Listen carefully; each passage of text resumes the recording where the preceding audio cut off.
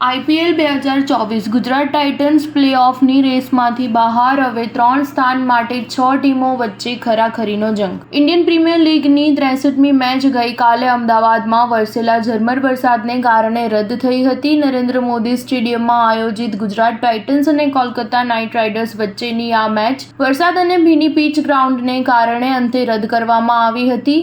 અંતે બંને ટીમોને એક પોઈન્ટ્સ ફાળવવામાં આવ્યા હતા અને તેનો ફાયદો KKRને મળ્યો, જ્યારે ગુજરાતને પણ 1 પોઈન્ટ મળ્યો છે. છતાં ગુજરાતની ટીમ IPL 2024 પ્લેઓફની રેસમાંથી બહાર થઈ છે. હવે KKR ટોપ 2માં સ્થાન જાળવી રાખી શકશે, જ્યારે અન્ય 3 સ્પોટ માટે હવે 6 ટીમો વચ્ચે રસાકસીનો માહોલ જામ્યો છે. કોલકાતા નાઇટ રાઇડર્સ પહેલાથી જ પ્લેઓફ માટે ક્વોલિફાય થઈ ચૂક્યું હતું અને હવે 1 પોઈન્ટ સાથે ટોપ 2માં ફિનિશ થાય તેણે ક્વોલિફાયર 1માં સ્થાન મેળવ્યું છે, એટલે કે તેને ફાઇનલમાં પહોંચવાની 2 તક મળશે. જો KKR ક્વોલિફાયર 1માં હારી જાય તો પણ તેને ક્વોલિફાયર 2માં રમવાની તક મળશે. ક્વોલિફાયર 1માં જીતનાર ટીમ અને ક્વોલિફાયર 2માં જીતનાર ટીમ વચ્ચે ફાઇનલ રમાય છે. હાલમાં માત્ર KKR પ્લેઓફ માટે ક્વોલિફાય કરવામાં સફળ રહી છે, જ્યારે 3 સ્થાન માટે ગુજરાત બહાર થતા 6 ટીમો વચ્ચે લડાઈ ચાલી રહી છે. રસપ્રદ વાત એ છે કે ટોપ 4 નું ગણિત કદાચ